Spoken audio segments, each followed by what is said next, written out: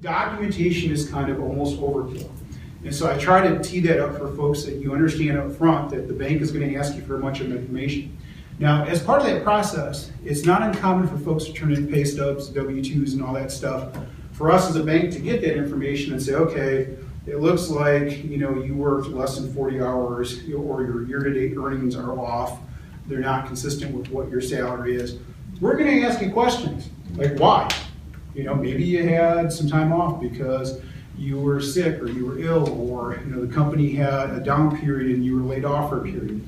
So it is not uncommon to turn all your information in and have the bank come back to you and ask you for some additional information to clarify anything that we may have received from you, okay? So sometimes I have clients who are like, well, what else? You guys, I feel like you're nitpicking me. It can feel that way.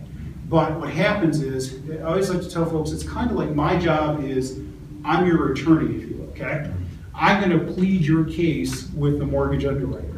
So I'm going to be the guy that goes, to the underwriter and says, hey, look how pretty this loan is, look where they work, how much money they make.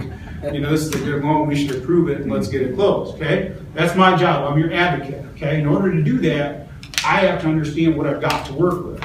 So I need to know what I've got for income, what I've got for assets, credit history. I need to understand your complete financial picture so that when I take that loan into the underwriter for the final approval, we can get it approved. If I don't understand that, then an underwriter gets your file. If there's anything that's, out of the norm or anything that they might question, and I don't know, the story behind it or I haven't documented it, then normally your loan will come back suspended or in some cases denied.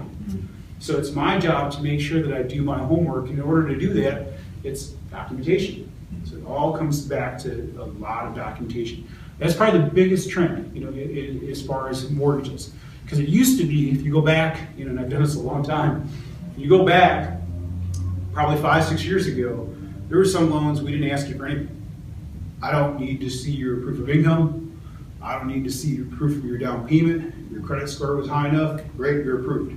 So it is a drastic change compared to what it used to be, which is probably a good thing.